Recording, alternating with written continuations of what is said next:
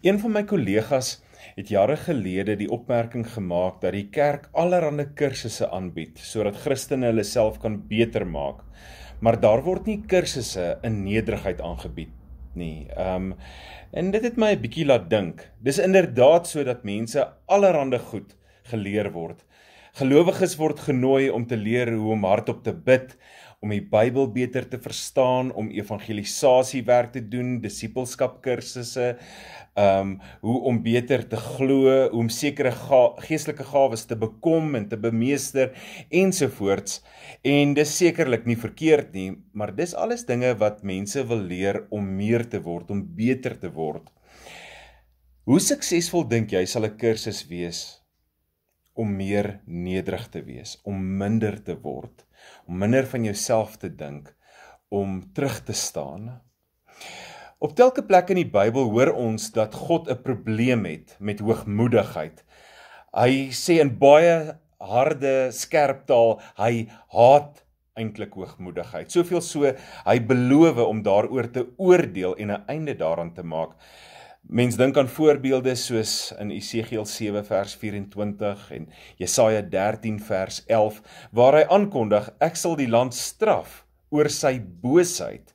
Ek sal 'n einde maak aan die hoogmoed van die vermeteles. So hoogmoed is nie net 'n slegte eienskap wat mense het nie. Die Bybel noem dit boosheid. En 'n mens kan nou dink aan Satan self wat boos is, nee, hy was so vermetel gewees. Hy het gedink hy kan self God wees.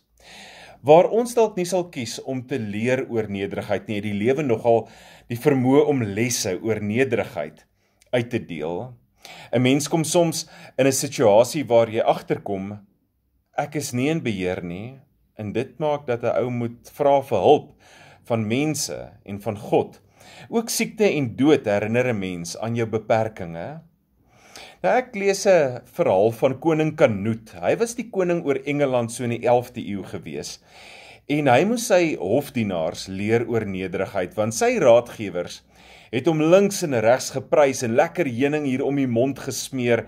Hy moes die hele tyd luister na hulle vleitaal, hoe hulle vir hom sê, u is, u majesteit, die mooiste, die slimste, die beste, die belangrikste.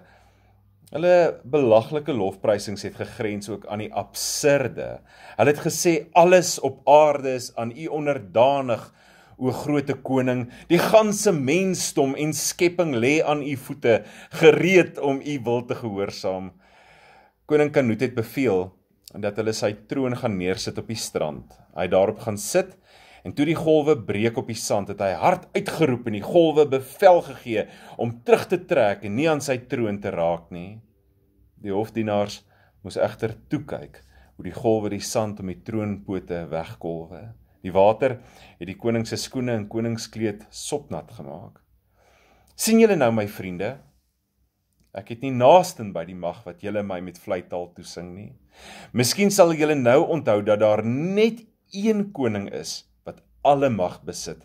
Hy wat die wind en die golwe beheer, wat die heelal in die holte van sy hand hou. Ek stel voor dat julle al julle lof vir hom gee. Dis treffend dat hierdie groot God homself verneder het deur mens te word. Hy het homself verneder deur nie as 'n koningskind in 'n paleis gebore te word nie, maar as die seun van 'n skrynwerker wat in 'n stal gebore is. Hy het voete gewas, hy het aan siekes gevat, hy het met die laagstes van die samelewing geëet, hy het 'n voorskoot kom aantrek om die mens, om my en jou te kom dien. En hy roep ons ook op in Filippense 2 vers 5 om nederig te wees. Die woord van die Here sê, dieselfde gesindheid moet in julle wees wat daar ook in Christus Jesus was en is. Die wêreld sal vandag 'n bietjie beter plek wees as ek en jy 'n bietjie meer nederig soos Jesus is. As ons nie sal aandring dat ander ons dien nie, maar aanbied om hulle te dien. As ons nie net aan ons eie belange dink nie, maar ook aan die belange van ander, soos wat Filippense 2 vers 4 sê. Ek het 'n gebed geskryf rondom hierdie saak in ons lewens. Ek gaan dit vir ons lees. Jy kan jou oë toemaak. Here, Die wêreld kry dit nogal reg om my te breinspoel, dat ek dink alles draai om my. Dis soos die ou wêreldbeeld, toe die mens geglo die aarde is die middelpunt waarom alles draai. Die draai om ons soos die son om die aarde, dink ons baie keer, en ons ontdek dit alles is 'n leuen. Herstel daarom ook my perspektief om te besef, alles draai om U koninkryk, U wil. Ek wil in diens daarvan wees. Amen. Lekker dag vir jou.